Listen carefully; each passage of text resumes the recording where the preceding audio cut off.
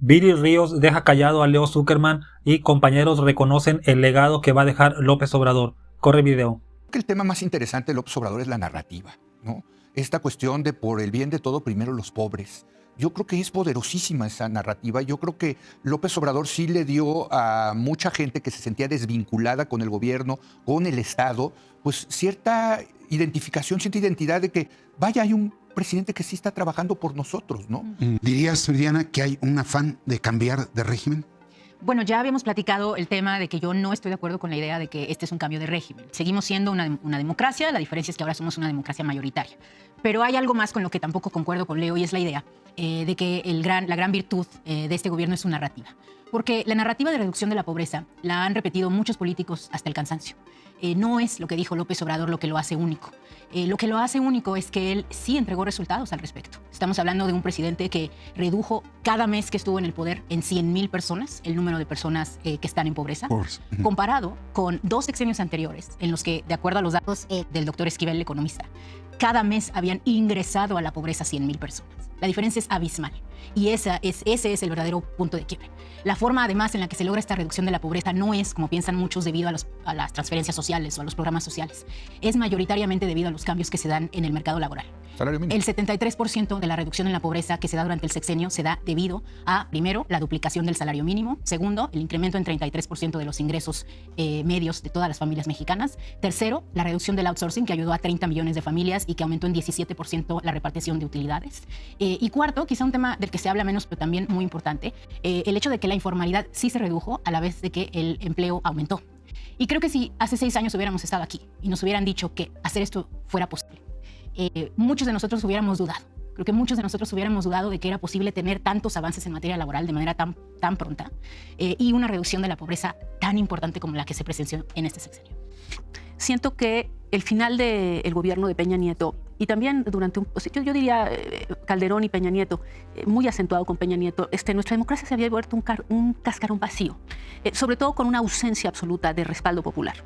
Y me parece que en ese sentido, narrativa y resultados, si lo podemos poner así, o hechos y narrativa, estilo y resultados, sí se juntan para crear esta potencia que le da y que me parece que se han vivido en periodos muy cortos de la historia del país. Y yo pensaría, por ejemplo, claramente en Cárdenas, en el general Cárdenas, o sea, momentos en los cuales hay un respaldo popular muy potente a quien está en el gobierno. Y eso tiene un destino que no lo conocemos todavía, porque creo que dependerá mucho del gobierno de Claudia Sheinbaum y de lo que siga pasando. ¿Y qué te diría? Creo que el gran cambio es que nuestra democracia estaba solamente en la superficie y se volvió una democracia mucho más popular. El tema es si se queda como una democracia. Y ahí diría así, Andrés Manuel López Obrador significará la legitimación de la democracia porque adquiere carta, digamos, se arraiga en todos los estratos sociales, que no lo estaba, la transición no se arraigó ahí, o se convierte en otra cosa, eso lo dirá el futuro. Dividiría en 3 categorías. Una es, porque yo creo que él va a estar indiscutiblemente en los libros de historia. Este liderazgo tan fuerte de él, que yo me atrevería, sé que esto es algo para que se pueda argumentar, me atrevería a pensar que es el líder que ha tenido más fuerza en la historia de este país. En la historia de este país, sí. Me ¿Más parece que Porfirio Díaz? Híjole. Sí, el líder. A ver, sí. Porfirio Díaz es, por ejemplo, el general Lázaro Cárdenas. Yo creo que el general Lázaro Cárdenas es un tema de mucha coyuntura del 38. Pero en términos de un liderazgo a lo largo del sexenio, yo sí creo, yo me atrevería y me encantaría que esto se pudiera argumentar, que lo vamos a ver más adelante. Yo creo que eso es el presidente más fuerte, más poderoso que hemos tenido. Más poderoso. Más poderoso que hemos tenido, mucho más que Salinas. ¿Más que Porfirio Díaz? Era una dictadura, Porfirio Díaz. No lo pongas en la historia. No, es que sí. No. Estamos hablando aquí. Podemos tener diferencias sobre si es una democracia liberal o es iliberal. Podemos tener las diferencias que hemos tenido aquí. No, aquí viene una dictadura. Esto no es una dictadura. Entonces, posrevolucionario. Sí. Bueno, pero que termine. Bueno, creo que también algo que se va a registrar muy bien es que sí cambió las reglas del juego con el poder económico. Yo creo que eso es muy importante y a mí me parece estupendo que eso haya sucedido.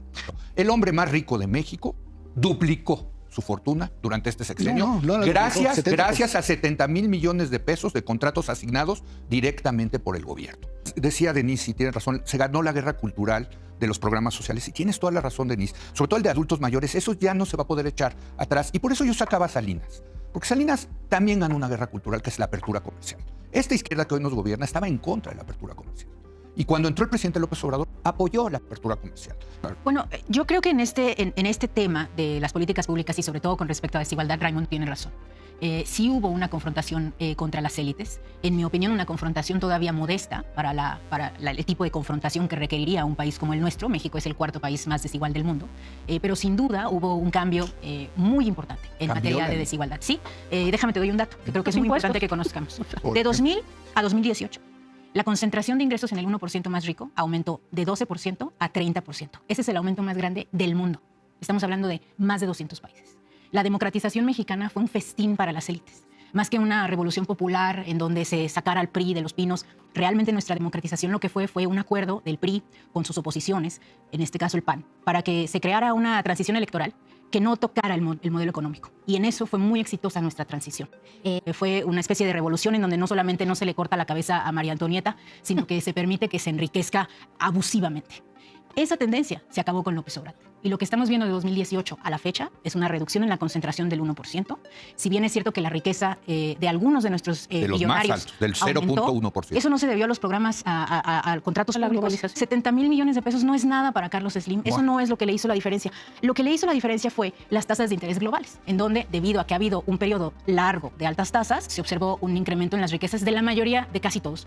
En el caso de Felipe Calderón, el dinero que iba para el fortalecimiento de las policías municipales se utilizó para otros fines por parte de los municipios. En el caso de Enrique Peña Nieto, que creo que fue de lo peor que ha habido en este país en términos de seguridad, no se hizo absolutamente nada, solamente un enriquecimiento de algunos altos funcionarios del gobierno de Enrique Peña. Para este tema sí me gustaría decir que yo soy más positiva respecto a los cambios en materia de seguridad y creo que aquí vale la pena también hacer un poquito de historia.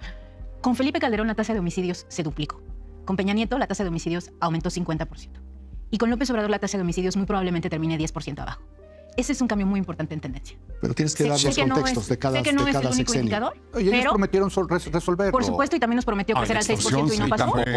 Pero aquí sí hay un cambio muy importante. Es que si no metes los contextos no se entiende bien. Creo que también hay otro cambio importante en la concepción de cómo reducir el crimen. Anteriormente lo que se nos decía es que había que mandar a los militares, a la fuerza, decapitar cárteles. Y yo sí creo que es un avance social para México el que se hable de manera muy seria sobre la prevención, el que se hable de manera muy seria sobre las causas y el que se hable de la necesidad de crear condiciones para los jóvenes a través de programas como Jóvenes Construyendo el Futuro, para crear esas condiciones. No se logró, no estoy diciendo que se haya logrado, pero sí creo que hay un cambio de narrativa muy importante. Bueno, pues lo que estamos viendo es el inicio del peronismo mexicano. Yo creo que lo que estamos viendo es el inicio de un movimiento que va a trascender a Andrés Manuel López Obrador, que va a ser el obradorismo. ¿El López Obradorismo sin López Obrador? Sí, que va a perdurar esto como una corriente importante. Yo creo que esto tiene mucho que ver con lo que ha vuelto a Morena exitoso y con la forma en la que ellos conciben las fortalezas del partido. Y es que ellos han creado un partido que es profundamente democrático. Si nosotros vemos, o que al menos aspira a ser profundamente democrático, si nosotros vemos, por ejemplo, cómo se hacían las asambleas del partido en 2018, cómo se escogían algunos de los diputados por tómbola, toda esta mística de que dentro de Morena tú puedes ser un ama de casa de Iztapalapa y de ahí, como lo hizo Rebeca López López, llegar a ser diputada plurinominal federal. Me parece que es algo que ellos quieren retomar. Y para retomar eso, se necesitan procesos de democratización que estén ajenos al partido. Y yo creo que ellos quieren crearlos. Y de hecho fue muy interesante escuchar, por ejemplo, a Luisa María Alcalde, cuando ella dice, tenemos que retomar la calle, tenemos que ampliar el número de secciones, tenemos que acercarnos más a la gente. Entonces creo que es un partido que se quiere mantener como un partido de territorio. Sí, muy bien. Si bien aquí Zuckerman trata de poner su narrativa de que López Obrador ganó la narrativa, Viri Ríos refuta y dice, ¿sabes qué? No quedó en dichos. Narrativa viene de narrar. Obrador fue facta, no verba. Él fue hechos, no palabras. Y ahí está. El Banco Mundial dice, sí se sacaron millones de mexicanos a la pobreza. Cada mes, si tú usas la matemática, cada mes salen de la pobreza mexicanos. Como 100,000 mexicanos. En cambio, Calderón metía 100,000 a mexicanos a la pobreza. Es un hecho. López Obrador cambió las reglas del juego. Lo tienen que aceptar tirios y troyanos. Aquí Riva Palacio, que es un analista total, salinista, totalmente en contra de López Obrador, reconoce que es más grande que cualquier otro presidente que ha habido y en su poderío. Es muy poderoso, la gente lo sigue. Él se va a ir. Y René Delgado no puede creer y le dice a Riva Palacio, ¿va a seguir gobernando López Obrador? Claro que sí, porque ahí tiene senadoras, tiene senadores, diputados López Obradoristas. Luisa María Alcalde es una obradorista, imagínate.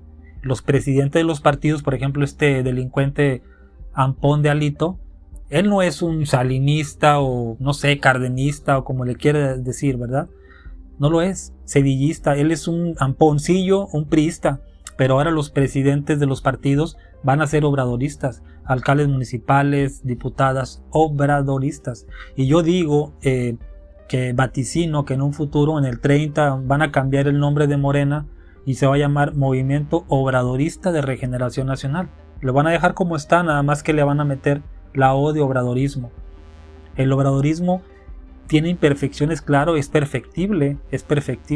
A Cárdenas cometió errores, pero somos cardenistas, somos maderistas, cometió errores Madero, cometió errores Juárez, y somos juaristas. Entonces somos obradoristas, no vamos a ser panistas que le rinden pleitesía al rey de España.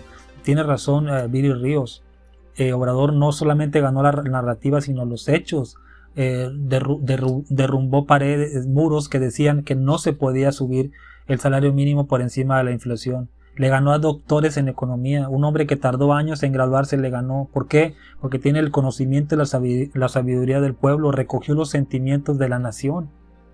Y es muy importante lo que dijo al final. Morena tiene que regresar a las calles y ganarse a la gente, no perderla, para que no le pase lo que le pasó al PRI y al PAN, que en sus momentos más altos se emborracharon de poder y se olvidaron de la gente.